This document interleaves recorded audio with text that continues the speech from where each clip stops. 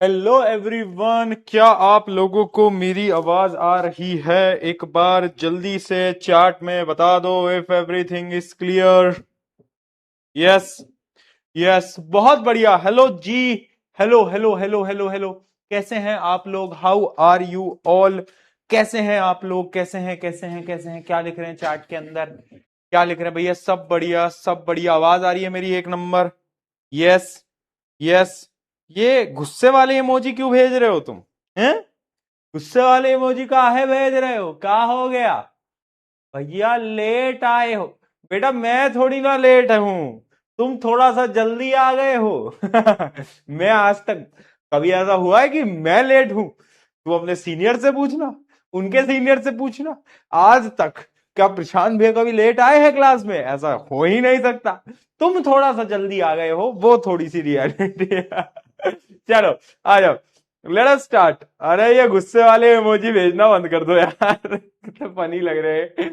चलो, हाउस दी जोश गाइस, कैसी है एनर्जी? क्या जोश मीटर हमारा हाई है, एकदम इनफाइनाइट है। जोश मीटर एकदम हाई रहना चाहिए, क्योंकि आज हम स्टार्ट करने वाले हैं आप सबकी फेवरेट बायोलॉजी को, और उसके पहले चैप्टर को, that is life processes.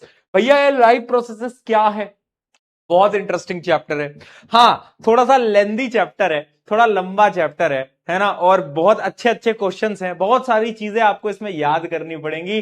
But हम इसको पूरी स्टोरी की माध्यम से, यानी एक पूरी कहानी बनाएंगे, कहानी से समझेंगे, इंटरेस्टिंग वे में समझेंगे, मजा आएगा। बट हाँ, एक चीज है भाई, वो चीज ये है कि आपको डेली क्लास में आने से पहले जो पढ़ाया जा रहा है उसको रिवाइज करके आना होगा।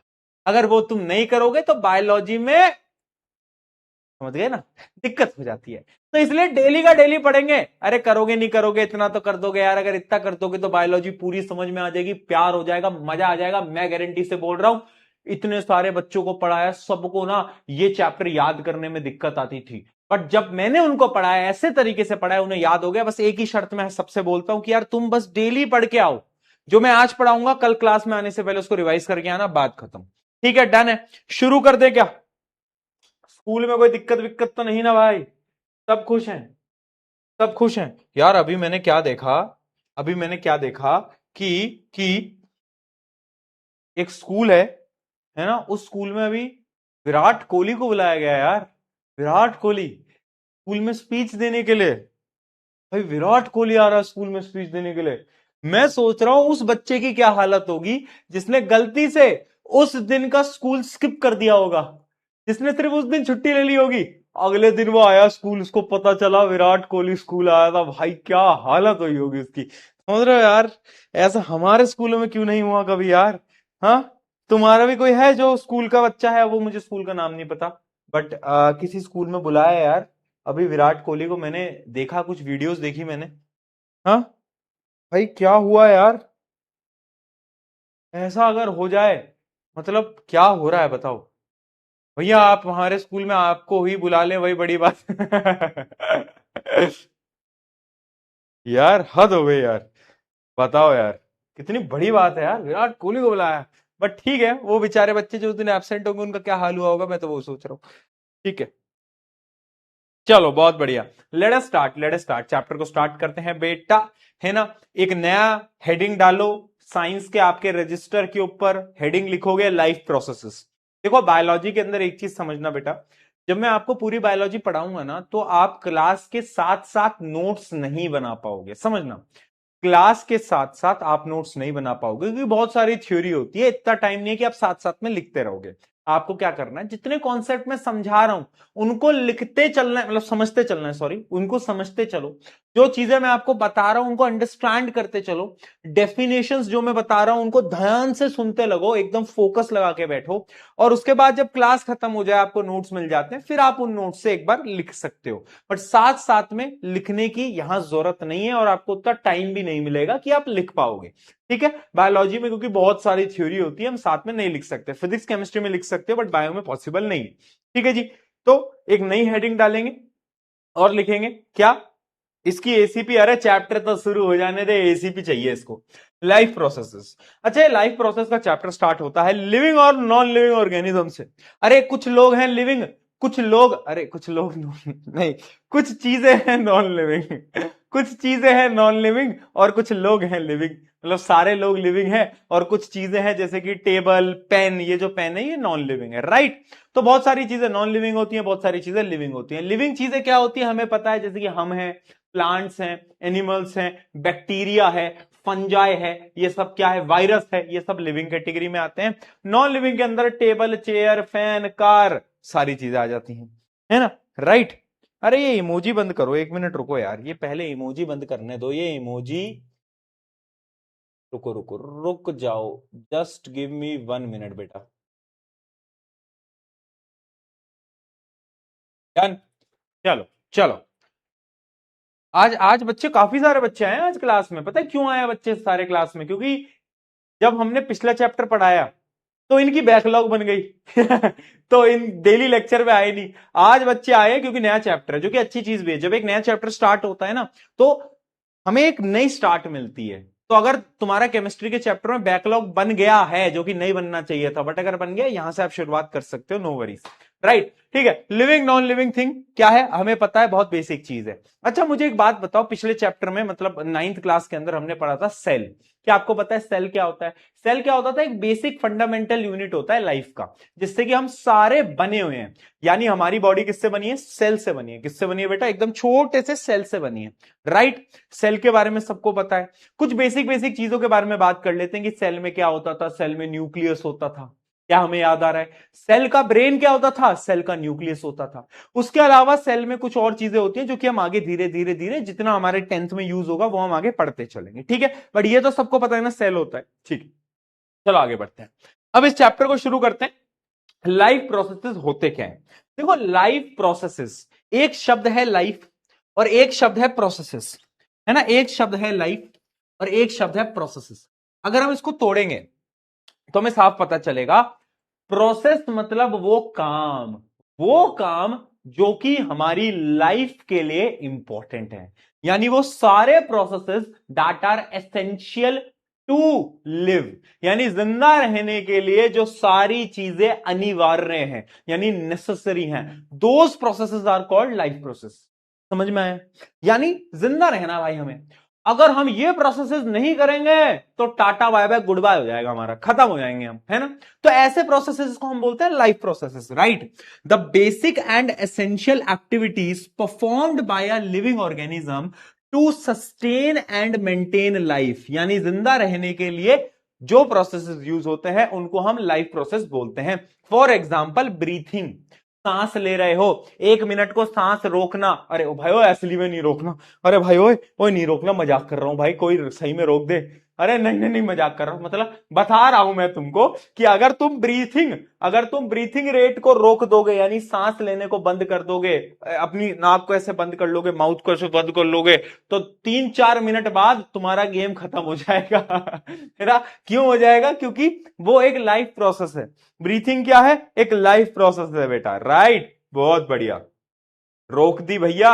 अब क्या करना है? और रुक जा भाई मेरे, अरे ये सब नहीं करना, मैं थप्पड़ मार दूंगा यार, मत करो, ठीक है। तो एक्टिविटीज लाइक ब्रीथिंग, ईटिंग, ये सब क्या होते हैं? ये सब लाइफ प्रोसेस हैं। तो ये जो चैप्टर है इसमें हमें लाइफ प्रोसेस ही पढ़ने हैं। तो बेसिकली हम लाइफ प्रोसेस को 4 कैटेगरी में डिवाइड कर सकते हैं। सबसे पहला न्यूट्रिशन, पहले हम पढ़ेंगे न्यूट्रिशन क्या होता है, न्यूट्रिशन आगे मैं आपको बताऊंगा। फिर हम पढ़ेंगे रेस्पिरेशन, रेस्पिरेशन क्या होता है ये भी मैं आपको आगे बताऊंगा, ठीक है। रेस्पिरेशन और ब्रीथिंग दोनों अलग अलग हैं, बताऊंगा। फिर हम पढ़ेंगे ट्रांसपोर्टेशन, हमारी बॉडी में ट्रांसपोर्टेशन होता है। फिर हम लास्ट पढ़ेंगे एक्सक्रीशन। ये 4 पार्ट होते हैं, इन चारों पार्टों की मदद से, है ना, ये जो 4 पार्ट आप देख रहे हो, भैया मर गए अब तो अबे 4 पार्ट जो होते हैं, ये 4 पार्ट, इन 4 पार्ट की मदद से एक पूरा लाइफ प्रोसेस बनता है, ठीक है। तो लाइफ प्रोसेस ह्यूमन बॉडी के अंदर ये 4 पोर्शन में होते हैं, न्यूट्रिशन, रेस्पिरेशन, ट्रांसपोर्टेशन, एक्सक्रीशन, ठीक है। इन चारों को हमें डिटेल में पढ़ना है। लेकिन उससे पहले मेरा एक सवाल है, तुम मुझे दिमाग लगा के बोलना। एक सवाल है मेरे मन में, सवाल ये है, is reproduction a life process? क्या रिप्रोडक्शन लाइफ प्रोसेस है? यस और नो बेटा, जरा बताओ, क्या लगता है तुम्हें, क्या रिप्रोडक्शन लाइफ प्रोसेस है? क्या रिप्रोडक्शन नहीं करेंगे तो क्या मर जाएंगे क्या भाई? हाँ, अगर कोई इंसान रिप्रोडक्शन नहीं करेगा तो क्या वो मर जाएगा? अरे नहीं मरेगा, कैसे मर जाएगा, वो अलग बात है, कुछ लोग मर रहे हैं इसी चीज के लिए, लेकिन रिप्रोडक्शन की वजह से कोई मर नहीं सकता है ना। रिप्रोडक्शन क्या होता है, एक नेक्स्ट जनरेशन को प्रोड्यूस करना, right. So reproduction is not a life process, इस बात को हमें समझना पड़ेगा, ठीक है। जीवन, हमारा जीवन इसकी वजह से नहीं चल रहा है ना, right. No no no no, हाँ बहुत बढ़िया।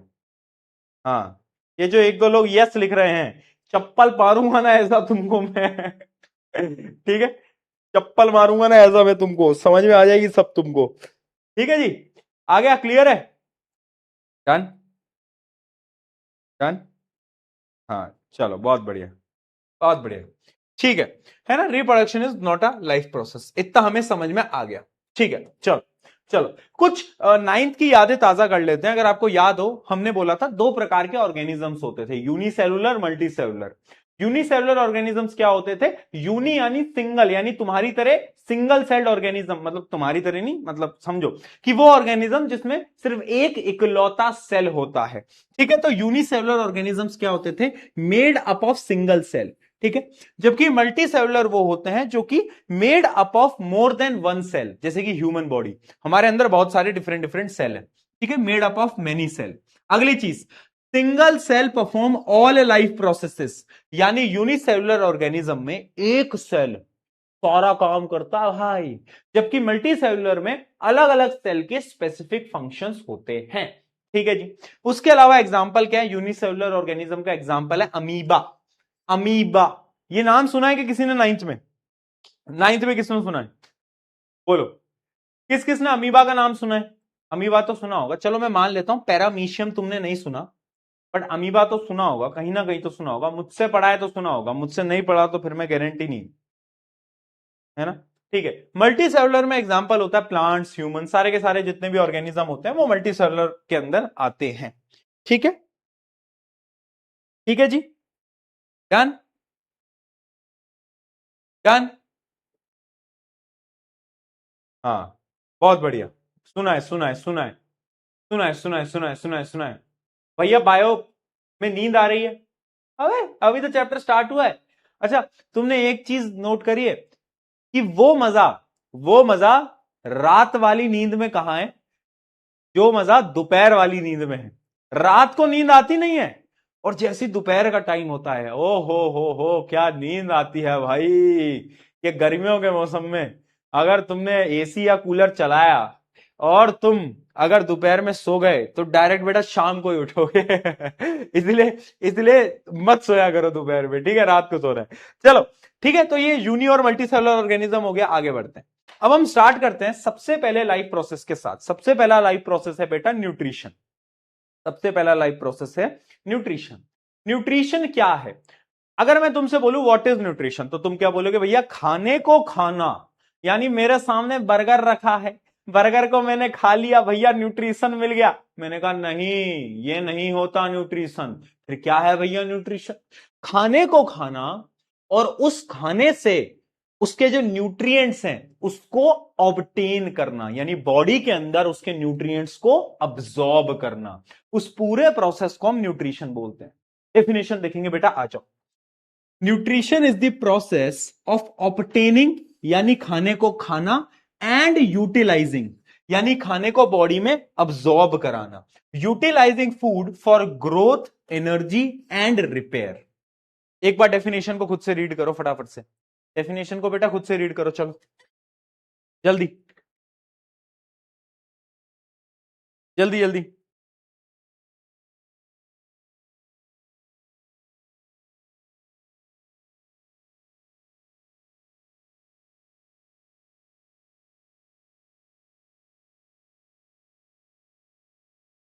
ठीक है, बहुत बढ़िया, है ना।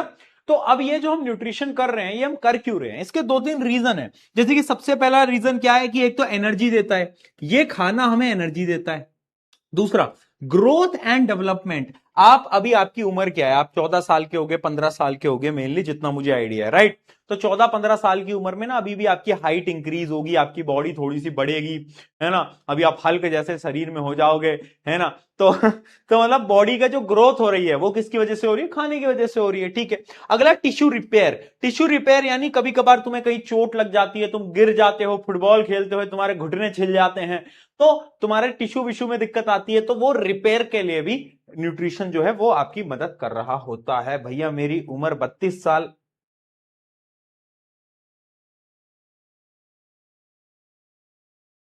32 साल? अब अब 10वीं क्यों पढ़ रहे हो भाई फिर तुम? ठीक है, चलो बहुत बढ़िया, है ना? न्यूट्रिशन समझ में आ गया। अच्छा, हमारे जो फूड होते हैं उसमें कितने टाइप के न्यूट्रिएंट्स होते हैं, क्या आपको पता है? ये भी आपने 8th क्लास के अंदर पढ़ा होगा, अगर तुमने 8th क्लास के अंदर पढ़ाई करी है तो। ठीक है, तो क्या क्या न्यूट्रिएंट्स होते थे? जैसे कि एक होता था कार्बोहाइड्रेट। कार्बोहाइड्रेट जैसे कि चावल में कार्बोहाइड्रेट होता है, सुना होगा तुमने। दूसरा होता है प्रोटीन। प्रोटीन जैसे एग या फिर नॉन वेज में या फिर पनीर में क्या होता है? प्रोटीन होता है। उसके अलावा फैट। फैट कहां पर होता है? जैसे कि मैं बात करूं बर्गर के अंदर जो चीज वीज डलता है उसके अंदर क्या होता है? फैट होता है, ठीक है। उसके अलावा विटामिन एंड मिनरल्स, जो आप फ्रूट्स खाते हो उन फ्रूट्स के अंदर विटामिन एंड मिनरल्स होते हैं। तो ये 4 प्रकार के न्यूट्रिएंट्स होते हैं, ठीक है। Carbohydrate, protein, fats, vitamin, mineral. और हमें क्या देखना है? हम इस पूरे चैप्टर में ये देखेंगे कि जब हम खाना खाते हैं तो फाइनली ये कार्बोहाइड्रेट, ये प्रोटीन, ये विटामिन मिनरल, ये फैट ब्रेक डाउन होकर किसमें कन्वर्ट होते हैं, यानी हमारी बॉडी में ये कैसे डाइजेस्ट होते हैं, ये हमें पूरा डिटेल में पढ़ना होगा न्यूट्रिशन के अंदर, ठीक है। चलो भाई न्यूट्रिशन को स्टार्ट करते हैं। अब बेसिकली न्यूट्रिशन होता है 2 टाइप का, एक है ऑटोट्रॉफिक, एक है हेट्रोट्रॉफिक। ऑटोट्रॉफिक, ऑटोट्रॉफिक का क्या मतलब है भैया? ऑटो में बैठ के जाना है क्या? अरे नहीं यार, वो मतलब नहीं है। ऑटोट्रॉफिक का मतलब, ऑटो यानी खुद से, बोलते हैं ना ऑटोमेटिक गाड़ी है अपनी, तो जी बोलते हैं ना ऑटोमेटिक गाड़ी है जी अपनी। तो ऑटो यानी खुद से जो अपना खाना खुद बना ले, खुद से जो अपना खाना खुद बना ले उसको हम बोलते हैं autotrophic nutrition. Organism synthesis there own food, यानी जो खुद का खाना खुद बनाते हैं। अब तुम बोलोगे भैया ऐसे तो ऑटोट्रॉफिक में तो हमारी मम्मी भी आती है क्योंकि वो खुद का खाना खुद बनाती है, बट हम तो वो जो खाना बनाते हैं वो खा लेते हैं। तो हम हेट्रोट्रॉफिक में हो गए और मम्मी किस में हो गई? ऑटोट्रॉफिक में हो गई। मैंने कहा वाह बेटा, एक चमाट मारूंगा खींच के, घूम जाएगा। सुन मेरी बात, ऑटोट्रॉफिक का मतलब यह होता है कि हाँ खुद का खाना खुद बना रहे हो, लेकिन आप रॉ मटेरियल से खुद का खाना खुद बना रहे हो। फॉर एग्जाम्पल जो प्लांट्स होते हैं, प्लांट्स क्या करते हैं? कार्बन डाइऑक्साइड, सनलाइट, इनसे खुद का खाना बनाते हैं। जबकि हम लोग क्या करते हैं? हम उन प्लांट्स को तोड़ते हैं या फिर हम एनिमल्स की मदद से खाना बनाते हैं। तो हम तो हेट्रोट्रॉफिक के अंदर आए, जबकि जो प्लांट्स होते हैं वो ऑटोट्रॉफिक के अंदर आए, है ना? वो तो ऑटोट्रॉफिक के अंदर आए, समझे? यानी होता क्या है, they use simple substances like carbon dioxide and water to make their own food, ठीक है। Food is prepared in presence of sunlight and chlorophyll, है ना? आपने सुना भी होगा एक प्रोसेस होता है फोटोसिंथेसिस का, है ना? प्लांट्स जो होते हैं, ग्रीन प्लांट्स अपना खाना खुद बनाते हैं, उस प्रोसेस को हम फोटोसिंथेसिस बोलते हैं। वो कैसे होता है उसके बारे में अभी हम डिटेल में पढ़ेंगे, अभी हम पढ़ेंगे, टेंशन मत लो, ठीक है। ऑटोट्रॉफिक न्यूट्रिशन के कुछ एग्जांपल्स आपको याद रखने हैं। जितने भी ग्रीन प्लांट्स होते हैं वो सब ऑटोट्रॉफिक न्यूट्रिशन करते हैं। जो एल्गी होती है, एल्गी, एल्गी सुनी होगी ना? एल्गी, एल्गी किसी को पता है? अरे वो समुद्र का जो पानी होता है, समुद्र नहीं, जो लेक होती है, पॉन्ड्स होते हैं, है ना, नहर जो होती है, उसके ऊपर वो काई नहीं हो जाती, काई, काई बोलते हैं हम, है ना, देखा है आपने? वो एल्गी होती है पानी के ऊपर, वो ग्रीन कलर का, हाँ वो एल्गी होती है, ठीक है। इसके अलावा एक और एग्जांपल है साइनोबैक्टीरिया। साइनोबैक्टीरियाज होते हैं जो कि ऑटोट्रॉफिक न्यूट्रिशन कर रहे होते हैं। हेट्रोट्रॉफिक न्यूट्रिशन में क्या होता है? Organism rely on other for food, यानी वो दूसरों पे डिपेंड करते हैं, किसी और पे डिपेंड कर रहे हैं, जैसे कि हम लोग, ठीक है। They depend on the food prepared by other organism. Food is obtained from plant और एनिमल, है ना? या तो प्लांट से ऑब्टेन करते हैं या तो किसी एनिमल से ऑब्टेन करते हैं। इसके एग्जाम्पल है एनिमल, एनिमल, कुछ फंजाइज भी होते हैं, कुछ फंजाइज भी होते हैं, बट फंजाई को हम यहां से काट देते हैं, है ना? फंजाई को हटा लो, वो सही एग्जाम्पल नहीं होगा। एनिमल आप इसके अंदर डाल सकते हो। एनिमल्स में कौन कौन से एनिमल होंगे उसके बारे में हम डिटेल में अभी बात करेंगे, टेंशन नॉट करेंगे, हम डिटेल में बात करेंगे। अभी के लिए बस इतना जान लो, जो एनिमल्स होते हैं, जितने भी एनिमल्स होते हैं वो हेट्रोट्रॉफिक होते हैं। ठीक है, पहले मुझे इतना बताओ, ऑटोट्रॉफिक हेट्रोट्रॉफिक का डिफरेंस समझ में आया? अगर समझ आया तो पी के लिख दो चार्ट के अंदर फटाफट से। ऑटोट्रॉफिक हेट्रोट्रॉफिक का अगर डिफरेंस समझ में आया तो जरा चार्ट में पी के लिख दो।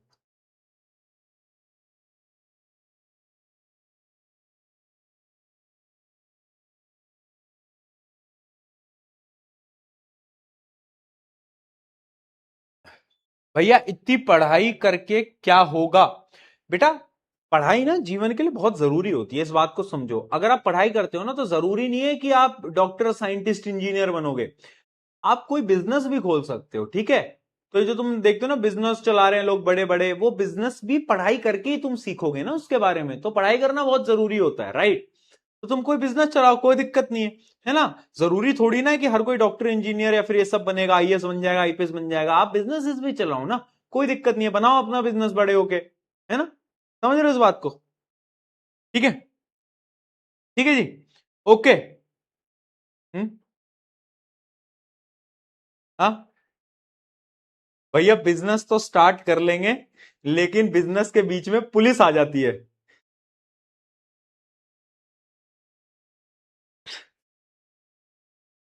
आया, ठीक है।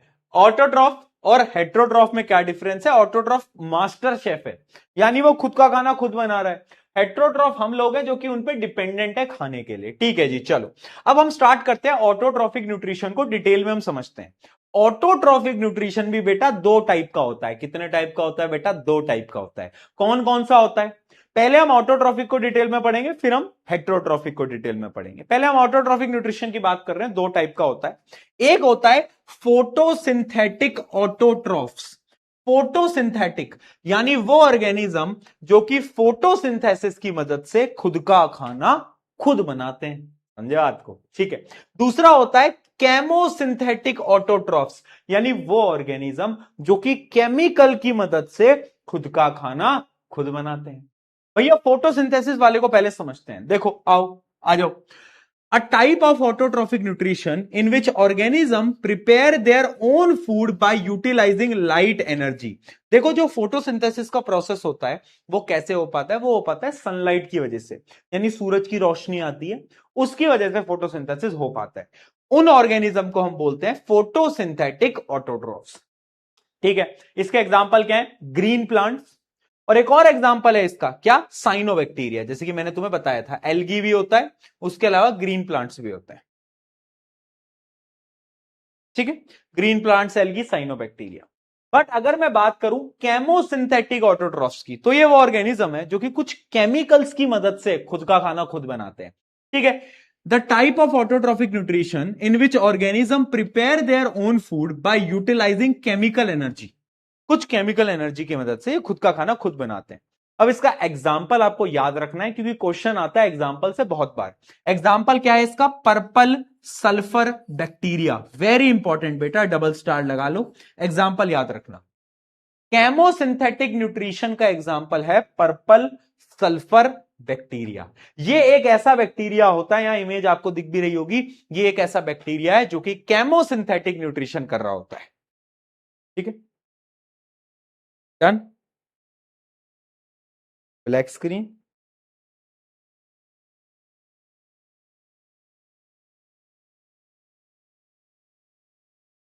हाँ, क्या लिख रहे हो?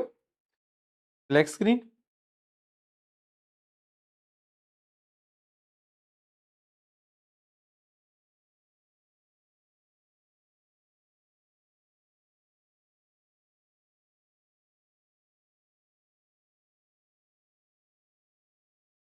चलो, अबे कहाँ ही है ब्लैक स्क्रीन?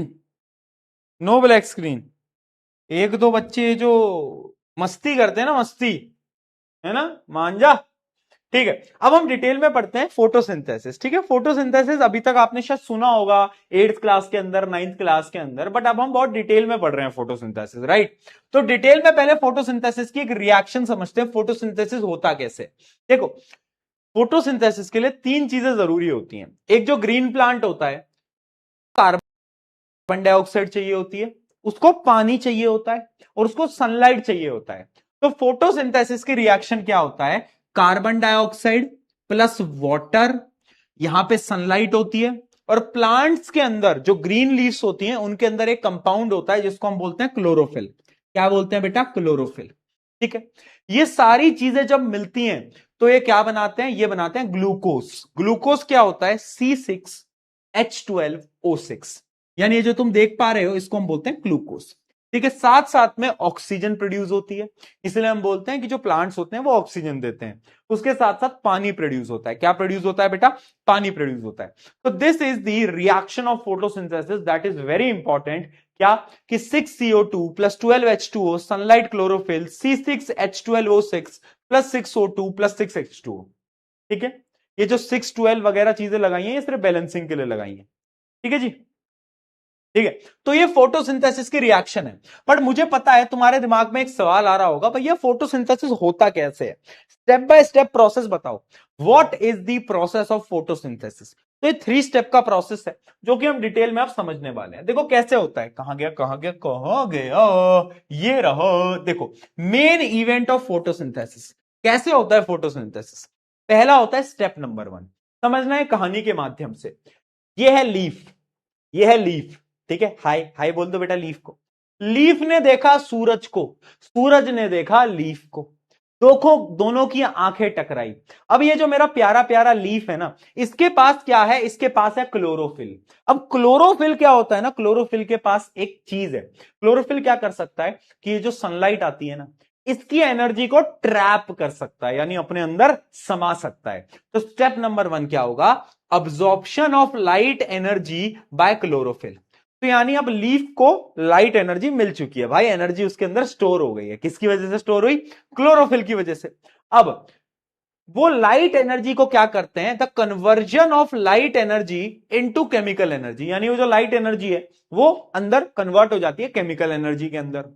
अब ये जो केमिकल एनर्जी है, इस केमिकल एनर्जी से क्या होता है, स्प्लिटिंग और breaking of water into hydrogen and oxygen. यानी वो जो पानी था ना, वो जो H2O था ना, उस H2O को यहां ब्रेक डाउन किया जाता है, किसमें, हाइड्रोजन और ऑक्सीजन के अंदर तोड़ा जाता है उस केमिकल एनर्जी की मदद से। ये स्टेप नंबर 2 है। स्टेप नंबर 1 क्या है बेटा, पत्ती ने सूरज को देखा, सूरज ने पत्ती को देखा, दोनों की आंखें मिली, और पत्ती के पास जो था वो क्लोरोफिल था, क्लोरोफिल की मदद से उसने सनलाइट को ट्रैप कर लिया। फिर वो जो लाइट एनर्जी थी वो केमिकल एनर्जी में कन्वर्ट करी, उस केमिकल एनर्जी की मदद से उसने वो जो पानी के मॉलिक्यूल्स थे उसको ब्रेक डाउन कर दिया।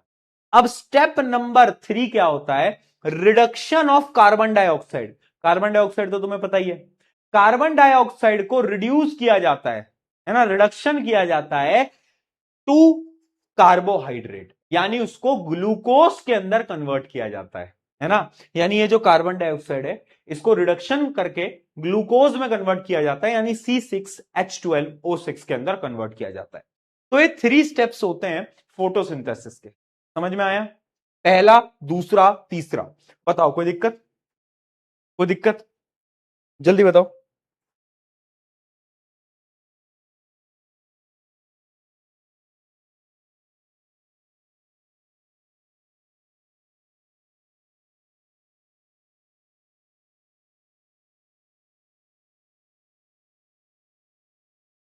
भैया एग्जाम हॉल में मोबाइल फोन ले जाने देंगे क्या, बेटा तुम में से कुछ लोगों की ऐसी हालत है ना कि अगर तुम्हें एग्जाम हॉल में मोबाइल भी दे देंगे ना, तो भी तुम उसमें से आधे घंटे तो रील देखोगे वहां बैठ के कि ये कर रहे होगे तुम। ठीक है, तो पढ़ाई कर लो, उससे कुछ नहीं हो रहा है मोबाइल फोन से भी, है ना जी। चलो, तो ये 3 प्रोसेस होते हैं फोटोसिंथेसिस के, राइट। ये प्रोसेस है पूरा फोटोसिंथेसिस का। ठीक है जी भैया, इतना हमको समझ में आ गया। कुछ और चीजों के बारे में मैं आपको बताता हूं, अब आ जाओ एक बार फटाफट से, कहां गया कहां गया कहां गया, हाँ आ जाओ। ठीक है, तो फोटोसिंथेसिस में क्या क्या चीजों का यूज हुआ, तो याद रखना फोटोसिंथेसिस में कार्बन डाइऑक्साइड का यूज हुआ, ठीक है, पानी का यूज हुआ, और उसके साथ साथ सनलाइट एंड क्लोरोफिल का यूज हुआ। ठीक है। तो अगर तुमसे कोई ये पूछे कि फोटोसिंथेसिस में रॉ मटेरियल कौन कौन से हैं, तो क्या तुम रॉ मटेरियल के नाम लिख पाओगे? फोटोसिंथेसिस में कौन कौन से रॉ मटेरियल यूज हो रहे हैं बताओ, तो तुम क्या बोलोगे? कार्बन डाइऑक्साइड हो रहा है, वाटर हो रहा है ना। उसके अलावा सनलाइट इंपॉर्टेंट है, क्लोरोफिल लीव्स के पास ऑलरेडी होता है, लीव्स के पास ऑलरेडी होता है। ठीक है जी, बहुत बढ़िया, आगे बढ़ते हैं, आगे बढ़ते हैं। ठीक है, तो ये रिक्वायरमेंट ऑफ फोटोसिंथेसिस है। सनलाइट क्या करता है? एनर्जी देता है। क्लोरोफिल क्या करता है? Green pigment present in the leaf that absorb sunlight, वो सनलाइट को अब्सॉर्ब करता है। CO2 enters the leaf through stomata. अबे स्टोमेटा क्या है, इसके बारे में आगे मैं बात करूंगा, रुक जाओ, वेरी इंपॉर्टेंट है, स्टोमेटा इज वेरी इंपॉर्टेंट, आगे हम बात करेंगे। वाटर कहां से आता है? पानी कहां से आता है? जो प्लांट होता है उसकी जो जड़ें होती हैं, जो रूट्स होती हैं, वो पानी को अब्सॉर्ब कर लेती हैं। ठीक है, तो पानी भी आ जाता है। उसके अलावा कुछ कुछ मिनरल्स की भी जरूरत होती है, वो मिनरल्स भी रूट के थ्रू मिल जाते हैं। ठीक है, तो ये कुछ रिक्वायरमेंट्स होती है फोटोसिंथेसिस की, ये कुछ रिक्वायरमेंट होती है फोटोसिंथेसिस की। राइट, राइट, ठीक है। अच्छा मुझे एक बात बताओ, फोटोसिंथेसिस की साइट क्या है? साइट यानी किस जगह पे फोटोसिंथेसिस होगा? तो the site of photosynthesis is leaves, यानी जो पत्तियां होती हैं, जो लीव्स होती हैं, वहीं पे तो होगा फोटोसिंथेसिस। अरे हाँ या ना बोल यार। Chloroplast are the site of photosynthesis, यानी प्लांट का एक पार्ट होता है जिसको हम बोलते हैं क्लोरोप्लास्ट, क्योंकि क्लोरोप्लास्ट में क्या प्रेजेंट होता है? क्लोरोप्लास्ट में क्लोरोफिल प्रेजेंट होता है। ठीक है, क्लोरोफिल प्रेजेंट होता है। तो जो क्लोरोप्लास्ट होता है, अगर एमसीक्यू में तुमसे कोई पूछ ले कि साइट ऑफ फोटोसिंथेसिस क्या है, तो लीफ में क्लोरोप्लास्ट जो होता है वहां पे फोटोसिंथेसिस होता है। ठीक है, डन, डन, ठीक है जी, बहुत बढ़िया। अब एनसीईआरटी का एक डायग्राम देखते हैं फटाफट से। ये एक डायग्राम आपको दिख रहा होगा एनसीईआरटी का, बड़ा खतरनाक सा डायग्राम है, बच्चे इसको देख के डरते भी बहुत हैं, बट मैं आपको ना ये डायग्राम जो है समझा दूंगा, आराम से समझा दूंगा, है ना, ज्यादा इसमें लोड मत लो तुम। आगे हम इस डायग्राम को एक बार आराम से समझेंगे। उसको समझने से पहले हमें यह समझना होगा कि ये स्टोमेटा क्या होता है। ठीक है, उसको समझने से पहले हमें यह समझना होगा कि स्टोमेटा क्या होता है। आ जाओ स्टोमेटा, कहां गए तुम, वेयर आर यू स्टोमेटा। आओ भाई स्टोमेटा देखते हैं, व्हाट इज स्टोमेटा। देखो जो लीफ होती है ना, लीफ के ऊपर कुछ टाइनी पोर्स होते हैं। पोर्स समझते हो? छेद, जैसे हम बोलते हैं ना हमारे स्किन में छेद होते हैं, स्किन शुड बी ब्रीथेबल, है ना, स्किन के पोर्स ब्लॉक हो गए तो फेस वॉश लगाओ, पोर्स ओपन हो जाएंगे, पता है ना। ऐसी लीफ के पोर्स होते हैं, उनको हम बोलते हैं स्टोमेटा। क्या बोलते हैं? Stomata. Stomata are the tiny pores present on the surface of the leaf, leaf के सरफेस पे जो प्रेजेंट होता है उसको हम बोलते हैं स्टोमेटा। ठीक है, अब स्टोमेटा का एक मैं आपको डायग्राम दिखाता हूं। यह है बेटा स्टोमेटा, यह है क्या? यह है बेटा स्टोमेटा। ये क्या है? यह है स्टोमेटा। अब ध्यान से समझना बेटा, ये मतलब ये बीच वाला जो तुम्हें दिख रहा है बस यही है स्टोमेटा, ये है स्टोमेटा। ठीक है भैया, फिर ये जो दो चीजें दिख रही हैं, ये बीन लाइक जो तुम्हें स्ट्रक्चर दिख रहा है, ये क्या है? ये जो तुम्हें ये दिख रही है बीन, बीन, बीन जैसा ये जो स्ट्रक्चर दिख रहा है, ये ये क्या है? ये क्या है? इनको हम बोलते हैं बेटा गार्ड सेल। क्या बोलते हैं? Guard cell, guard cell. ठीक है, तो जो तुम्हें दिख रहे हैं ये है गार्ड सेल। क्या है? Guard cell. अब देखो यहां प्रोसेस होता कैसे है वो समझना, तुम समझना, बहुत इंटरेस्टिंग है।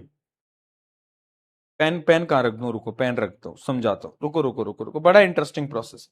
मान लो ये गार्ड सेल है, बीच में स्टोमेटा की ओपनिंग, ये देखो बीच में स्टोमेटा की ओपनिंग दिख रही है, सबको दिख रही है। ठीक, अब ये ओपनिंग ओपन और क्लोज होती है। ओपन मतलब अब क्लोज हो गई, ओपन हो गई, क्लोज हो गई, ओपन हो गई, क्लोज हो गई, ओपन हो गई। कैसे होती है? सारा गेम पानी का है, सारा गेम पानी का है। जैसे ही गार्ड सेल में पानी आया, ये गार्ड सेल है, इनमें जैसे ही बेटा पानी आया, स्वेल्व हो गए, मोटे हो गए, मोटे हो गए, और ओपन हो गया, स्टोमेटा ओपन हो गया। जैसे ही गार्ड सेल से पानी गया, क्लोज हो गए, क्लोज हो गए, क्लोज हो गए, क्लोज हो गए। तो गार्ड सेल में जैसे ही पानी आया, ओपन हो गए, गार्ड सेल से जैसे ही पानी गया, क्लोज हो गए। आया गया, आया गया, आया गया। समझे बात को? यानी सारा गेम पानी का है भाई। अगर पानी है तो स्टोमेटा ओपन, अगर पानी गया तो स्टोमेटा क्लोज्ड। अरे बात को समझे, ये क्या डार्क डार्क डार्क क्या लिख रहे हो? क्या हो गया इसमें? इसमें क्या हो गया तुमको यार? अरे बेटा इसमें क्या हो गया? मैं मार दूंगा तुमको, तुम्हारे घटिया दिमाग को। आया, ठीक है। ये देख रहे हैं, ये गार्ड सेल है, अब ये स्टोमेटा ओपन है। क्यों है स्टोमेटा ओपन? क्योंकि गार्ड सेल में पानी है। बट अगर ये पानी चला जाएगा तो आप देख सकते हो ये गार्ड सेल ऐसे श्रिंक कर जाएंगे और स्टोमेटा बंद हो जाएगा। ठीक है, चलो ये दोनों डायग्राम बहुत इंपॉर्टेंट है, इन पर ट्रिपल स्टार लगा लो। ठीक है, ये ओपन है, ये क्लोज है। अच्छा, तुम अगर देखोगे गार्ड सेल में तुम्हें ग्रीन कलर का कुछ दिख रहा होगा, ये सब क्या है? इनको हम बोलते हैं क्लोरोप्लास्ट। ये वही है क्लोरोप्लास्ट। ये क्या है? क्लोरोप्लास्ट। ठीक है, ये क्या है? क्लोरोप्लास्ट, जो तुम्हें ग्रीन कलर के डॉट्स दिख रहे हैं। ठीक है, अच्छा भैया, ये जो स्टोमेटा है इसका क्या यूज है? What is the utilisation? Stomata करता क्या है? देखो, स्टोमेटा के ना दो काम होते हैं, इसके फंक्शन समझना। स्टोमेटा के फंक्शन क्या है? सबसे पहले गैसेस का एक्सचेंज करना। देखो, जो प्लांट है उसको कार्बन डाइऑक्साइड अंदर लेना है और ऑक्सीजन को बाहर छोड़ना है, यही प्रोसेस होता है। तो वो जो गैसेस का एक्सचेंज है वो कहां से होता है? सोचो, वो स्टोमेटा से ही तो होता है, और कहां से होगा? अबे मूर्ख बालक, आजा देख। Exchange of gases, carbon dioxide enters the leaf through stomata for photosynthesis, oxygen is released out through stomata. यानी कार्बन डाइऑक्साइड अंदर जाती है, ऑक्सीजन बाहर होता है, कहां से? स्टोमेटा के थ्रू।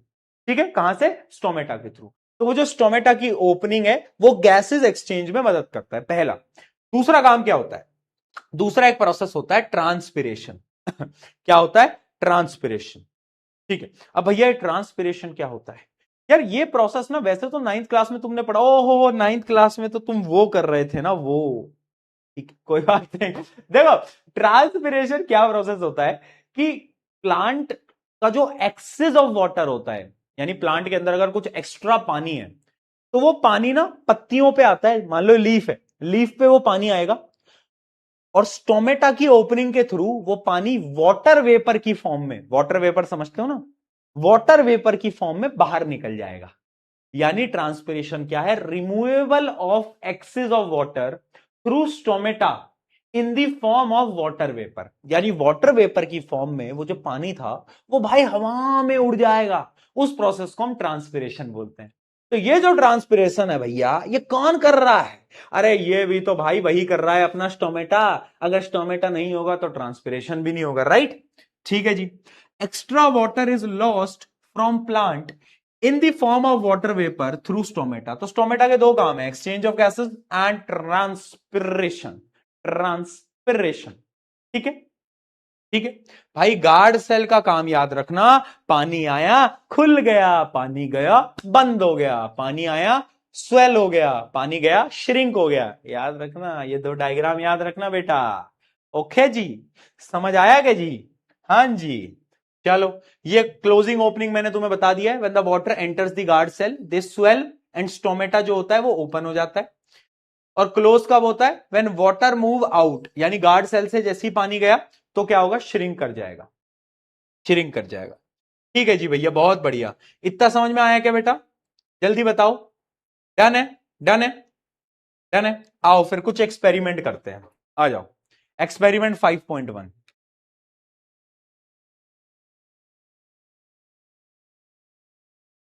पानी पी लूं? एक्सपेरिमेंट 5.1।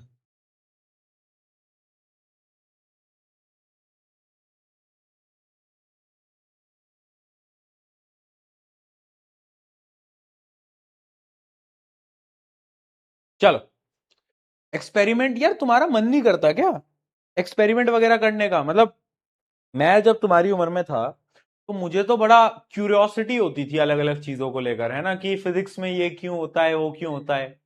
अच्छा मुझे एक बात बताओ, तुमने कभी सोचा है कि अगर प्लैनेट्स आपस में टकरा जाएं तो क्या होगा? क्या प्लैनेट्स अगर आपस में कभी टकरा जाएं तो क्या होगा, क्या हो सकता है? कभी तुमने सोचा है? मतलब कितना इंटरेस्टिंग चीज है ना, कि अगर प्लैनेट्स आएंगे, ग्रेविटी की वजह से प्लैनेट्स रोटेट कर रहे हैं, सेंट्रिपिटल फोर्सेस हैं, मतलब कितनी फिजिक्स है उसके बीच में कि सारे प्लैनेट्स एक साथ रोटेट कर रहे हैं, है ना। सन की ग्रेविटी है, बाकी प्लैनेट्स की ग्रेविटी है, अगर ये आपस में टकरा जाएं तो क्या होगा? हाँ, है ना, कितने है, है? एक बच्चा लिख रहा है अगर प्लैनेट्स टकरा जाएंगे तो टन करके आवाज आएगी, क्योंकि ये दुनिया पित्तल दी।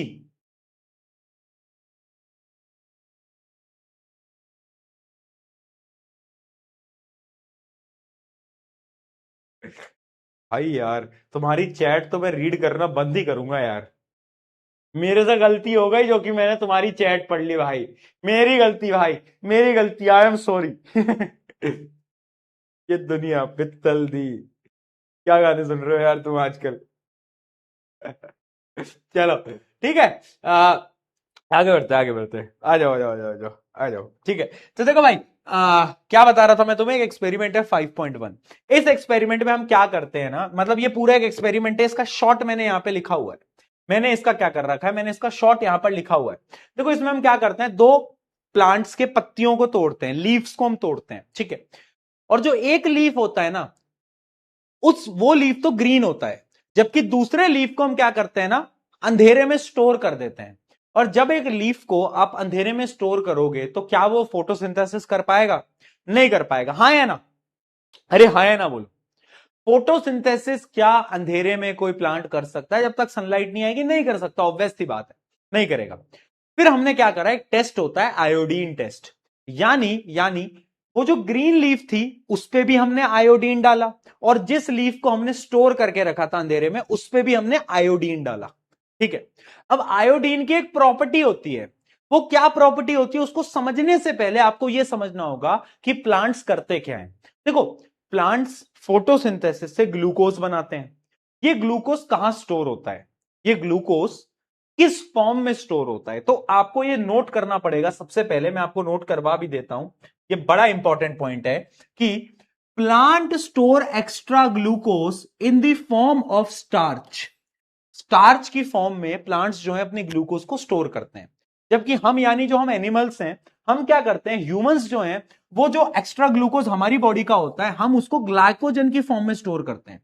किसकी फॉर्म में? ग्लाइकोजन की फॉर्म में स्टोर करते हैं, ठीक है जी।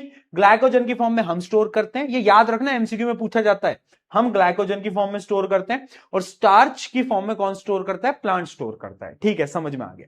अब उस एक्टिविटी पे वापस से आते हैं। उस एक्टिविटी में हम बेटा क्या कर रहे हैं कि हम आयोडीन की ड्रॉप डाल रहे हैं, और आयोडीन की एक प्रॉपर्टी होती है, आयोडीन जब स्टार्च के साथ रिएक्ट करता है ना, तो वो कलर को ब्लू ग्रे कर देता है, या फिर आप लिख सकते हो ब्लू ब्लैक कर देता है, ठीक है।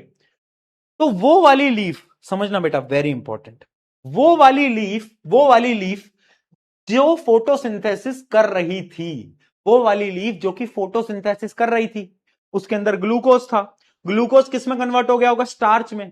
तो जब उसका आयोडीन टेस्ट हमने करा तो देखो वो तो ब्लू ब्लैक हो गई। वो कैसी हो गई? ये ब्लू ब्लैक हो गई, ये ब्लू ब्लैक हो गई। क्यों हो गई? क्यों हो गई? क्योंकि इसमें स्टार्च था, क्योंकि इसमें स्टार्च था, है ना। जब स्टार्च होता है, आयोडीन सोल्यूशन डालते हो तो ब्लू ब्लैक हो जाता है।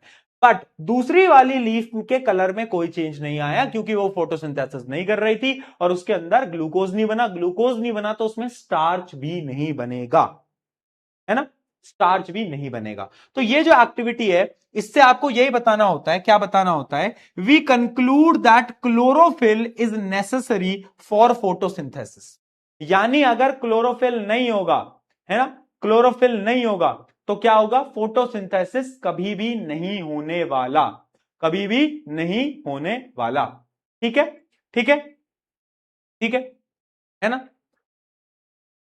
या फिर इस एक्टिविटी के दो चीजें हैं, समझना बेटा। अगर आप एक लीफ को अंधेरे में स्टोर करोगे तो उसको सनलाइट नहीं मिला, फोटोसिंथेसिस नहीं हुआ, फोटोसिंथेसिस नहीं हुआ तो स्टार्च सोल्यूशन, आयोडीन सोल्यूशन से कन्वर्जन नहीं होगा। या फिर मान लेते हैं हम एक प्लांट का नॉन ग्रीन पार्ट लेते हैं, नॉन ग्रीन पार्ट यानी वो पार्ट जिसके पास क्लोरोफिल नहीं है, और अगर उस पे हम आयोडीन टेस्ट करें तो अब क्या होगा बताओ? अब भी ब्लू ब्लैक कलर नहीं आएगा। क्यों नहीं आएगा?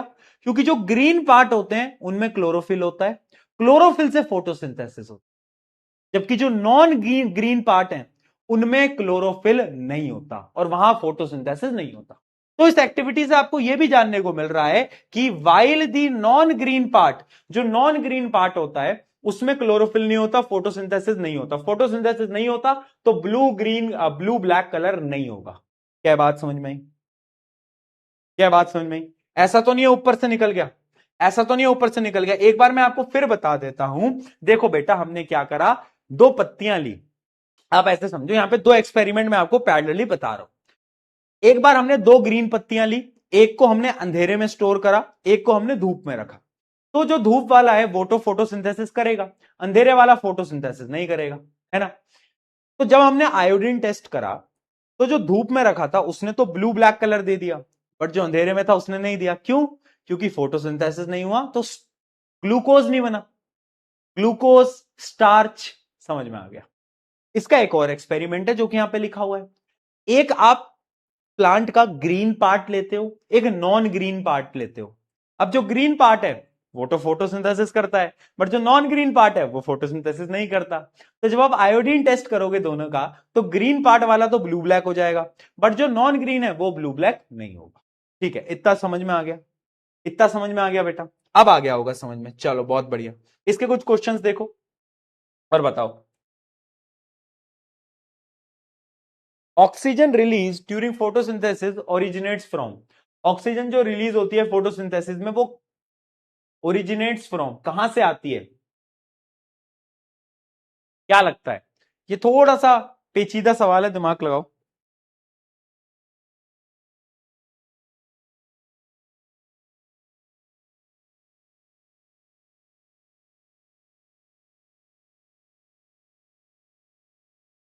बच्चे लिख रहे हैं बी। बी बहुत बढ़िया। जिन जिन ने बी लिखा है एकदम सही लिखा है, पानी से। पता है क्यों? क्योंकि फोटोसिंथेसिस में मैंने आपको सेकंड पार्ट क्या बताया था, कि जो केमिकल एनर्जी है उससे पानी का मॉलिक्यूल टूट जाता है, किसमें? हाइड्रोजन और ऑक्सीजन में। तो वो जो ऑक्सीजन प्रोड्यूस हो रही है वो आई कहां से है? पानी से ही तो, पानी से आई है। तो आंसर इज बी, बी। ठीक है, बी, बी, बी, बी। क्या हो गया भाई? बी।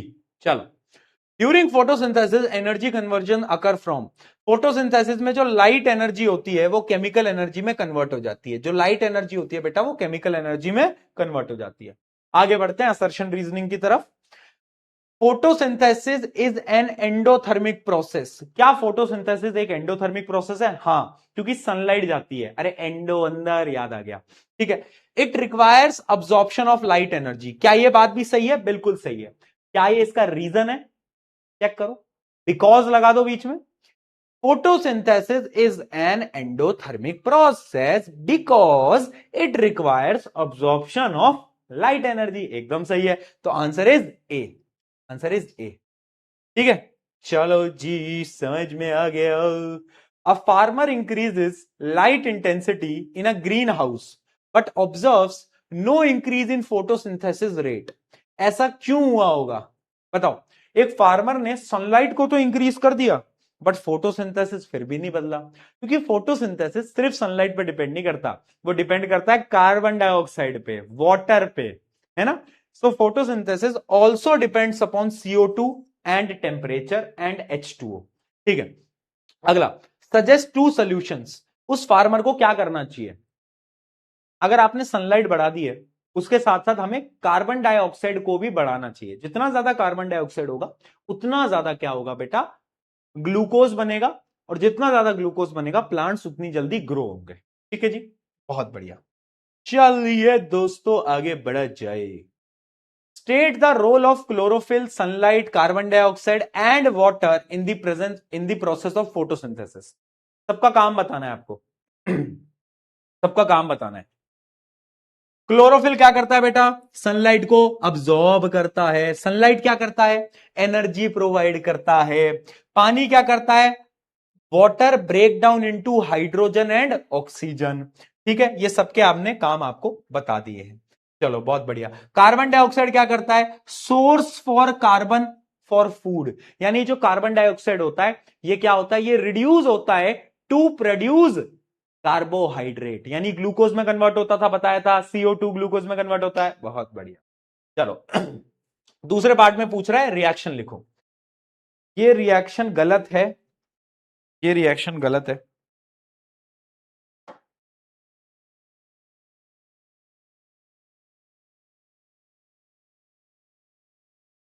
अब सही है। 12H2O आता है और आगे 6H2O आता है।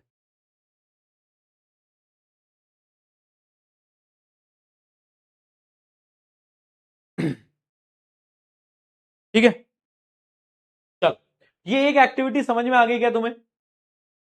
एक एक्टिविटी समझ में आ गई। तो मुझे आपको एक दूसरी एक्टिविटी अब करवानी है ना, दूसरी एक्टिविटी मुझे आपको करवानी है। उससे पहले एक क्वेश्चन और कर लेते हैं, फिर आगे बढ़ते हैं, एक एक्टिविटी करते हैं, आ जाओ।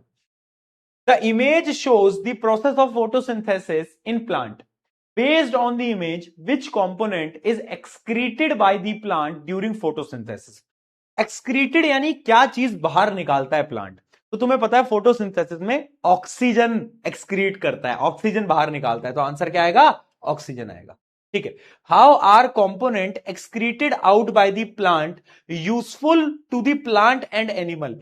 मतलब ये जो ऑक्सीजन बाहर जा रहा है ना, ये यूजफुल कैसे होता है? क्योंकि यही ऑक्सीजन हमारे लिए, एनिमल्स के लिए बहुत जरूरी है। हम इसी ऑक्सीजन से ब्रीथ करते हैं, है ना? हाँ, ये ऑक्सीजन हमारे लिए बहुत जरूरी है बेटा। इसी ऑक्सीजन की वजह से हमारी बॉडी के अंदर एनर्जी प्रोड्यूस हो पाती है। ठीक है जी, ओके जी, आगे बढ़ते हैं, अगली एक्टिविटी देखते हैं।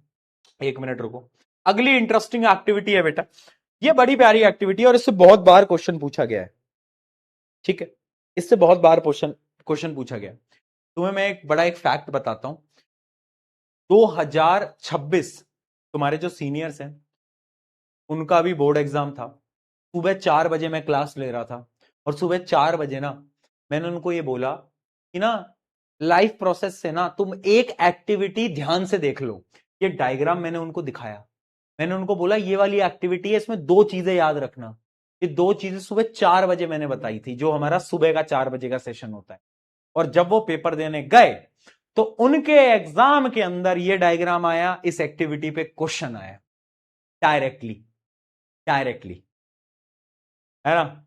तो वो जब आए भाई, वो इतने खुश कि भैया सुबह सुबह आपने बताया था, और वो उसका सवाल आ गया। तो ये ऐसी चीजें हो जाती है, कभी कभार हो जाती हैं, मतलब कभी 3 साल से तो हो ही रही हैं, चौथे साल भी हो जाए। ठीक है, आ जाओ, ये एक्टिविटी देखते हैं, बहुत इंटरेस्टिंग, बहुत प्यारी एक्टिविटी। आ जाओ आ जाओ आ जाओ। ठीक है, देखो इसमें हम क्या करते हैं, एक प्लांट लेते हैं, मतलब हम 2 प्लांट्स ले रहे हैं, ऐसे ले लो। उन 2 प्लांट्स के ऊपर एक बेल जार रख देते हैं, इसको हम बोलते हैं जार। यानी एक शीशे का हमने एक जार रख दिया ऊपर। ठीक है, जब हमने शीशे का जार रख दिया तो क्या यहां पे कार्बन डाइऑक्साइड अंदर आ पाएगी? नहीं आ पाएगी। जितनी कार्बन डाइऑक्साइड है अंदर उतनी रहेगी। ठीक है, अब हमने क्या रखा, यहां पे कंपाउंड रख दिया। इस कंपाउंड को हम बोलते हैं पोटेशियम हाइड्रोक्साइड। क्या बोलते हैं? Potassium hydroxide, KOH, potassium hydroxide. इसमें हमने रखा, दूसरे वाले में हमने नहीं रखा। अब पोटेशियम हाइड्रोक्साइड की एक प्रॉपर्टी होती है, इसको ना कार्बन डाइऑक्साइड बहुत पसंद है। तो जितनी भी कार्बन डाइऑक्साइड होती है उससे ये अब्सॉर्ब कर लेता है, उसको ये अपने अंदर अब्सॉर्ब कर लेता है। यानी इसके अंदर जितनी भी कार्बन डाइऑक्साइड होगी वो सारा का सारा ये KOH क्या करेगा? अब्सॉर्ब कर लेगा। ठीक है, तो इसके अंदर क्या कार्बन डाइऑक्साइड अब बचेगी? बट इसके अंदर तो बची है। ठीक है, इन दोनों को सनलाइट में रखा और फिर इन दोनों का फोटोसिंथेसिस होने दिया।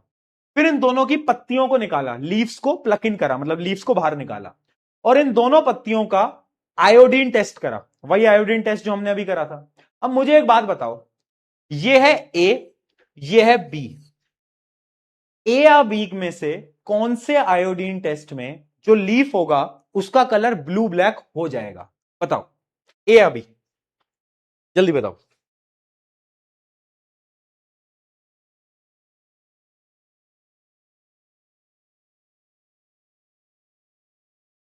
बहुत बढ़िया, क्या बात है, क्या बात है, एक नंबर। बी में होगा, क्यों? क्योंकि उसके पास कार्बन डाइऑक्साइड थी, उसने फोटोसिंथेसिस करा होगा। लेकिन इसकी कार्बन डाइऑक्साइड जा चुकी है भाई, तो इसने फोटोसिंथेसिस नहीं करा होगा। तो यही ये एक्सपेरिमेंट है बेटा। इस एक्सपेरिमेंट के पी के पॉइंट्स देख लो फटाफट से, पी के पॉइंट्स देख लो फटाफट से। क्या करते हैं हम? 2 similar plants were taken, both plants were kept in dark for 2 to 3 days, each plant was place separately. ठीक है, KOH was kept with 1 plant, यानी पोटेशियम हाइड्रोक्साइड एक में डाला। पोटेशियम हाइड्रोक्साइड क्या करता है? इट अब्सॉर्ब्स CO2, वो CO2 को अब्सॉर्ब कर लेता है। उसके बाद में क्या करा? Leaves were tested with iodine, iodine test करा। The leaf with KOH did not turn blue black, because CO2 was absent, carbon dioxide नहीं होगा तो फोटोसिंथेसिस नहीं होगा। कंक्लूजन क्या है? CO2 is necessary for photosynthesis. Photosynthesis के लिए कार्बन डाइऑक्साइड बहुत ज्यादा नेसेसरी होता है। क्या ये बात समझ में आ गई? क्या ये एक्सपेरिमेंट हमें समझ में आ गया? ठीक है, इससे क्वेश्चन आते हैं, वो मैं आपको कराऊंगा भी। उससे पहले एक दो क्वेश्चन तुम मुझे बताओगे। कहां गए? बताओ, करो भाई। Opening and closing of stomata is regulated by, कौन रेगुलेट करता है? जल्दी बताओ। बहुत बढ़िया, कौन करता है? Amount of water in guard cell. ये तो मैंने इमेजिन करके तुम्हें बता दिया, अब तुम कभी नहीं भूलोगे जीवन भर। बी लगा दो, amount of water in guard cell. Which one of the following condition is true for the state of stomata of the following green leaf? अच्छा, ये जो लीफ है इसमें क्या चीज आपको ट्रू लग रही है, बताओ, बोलो जल्दी।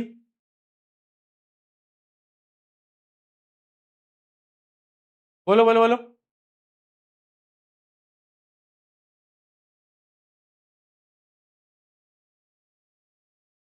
इमेज को ध्यान से देखो बेटा, इमेज को देखोगे तभी जाके आंसर मिलेगा, वरना आंसर नहीं ढूंढ पाओगे।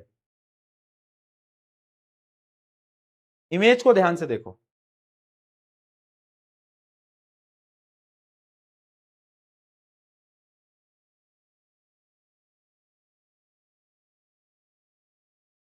बी लिख रहे हैं।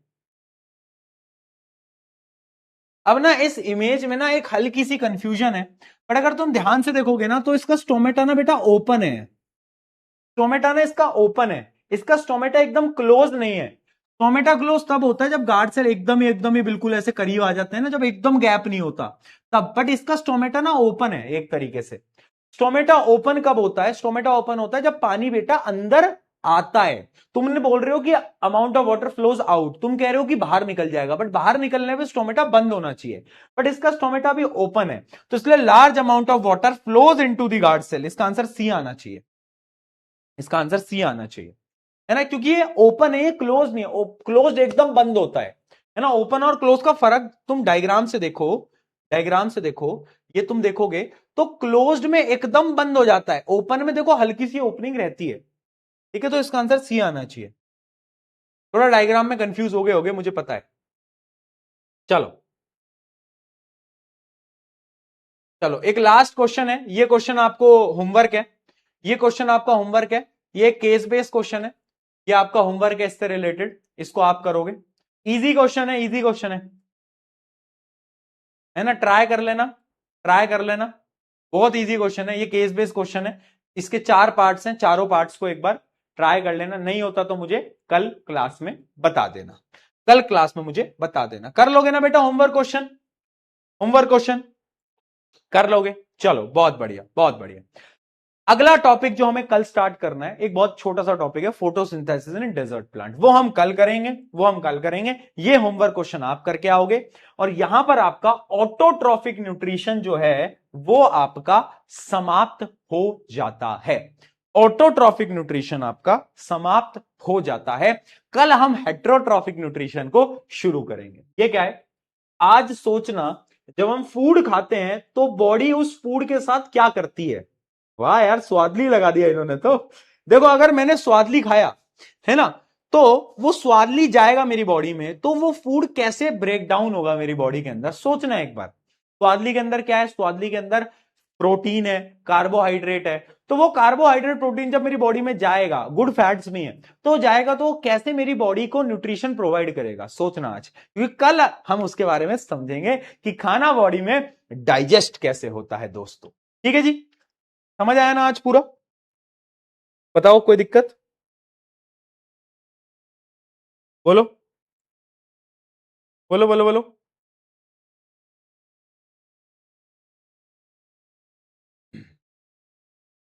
बहुत सही बेटा, एक चीज याद रखना, आ, ये जो टाइम है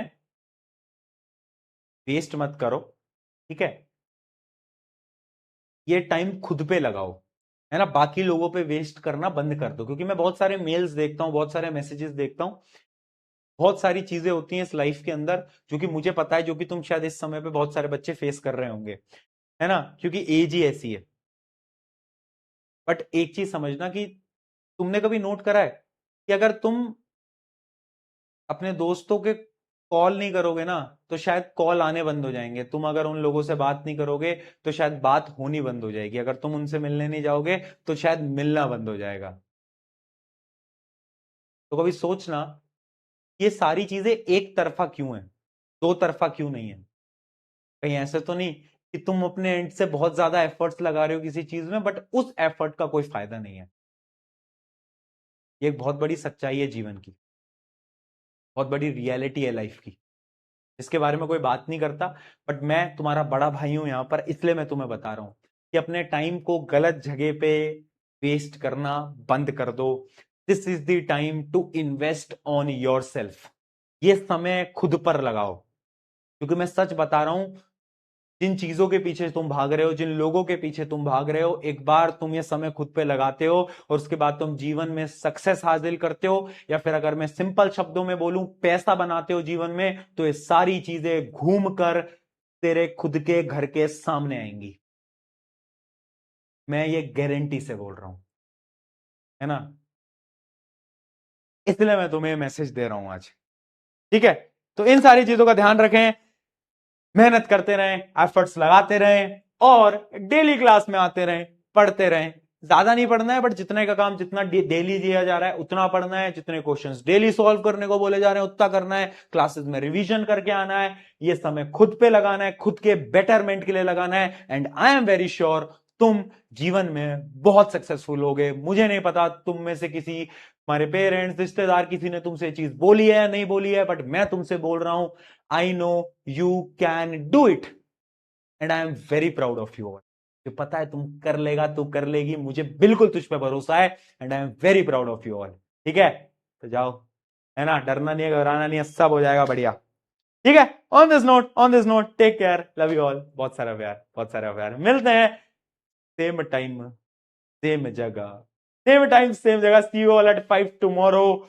टाइम पे आना अगर मैं टाइम पे आ जाऊं तो, टाइम पे आना दोस्तों। जब तक के लिए मिलते हैं, चलो, सी यू।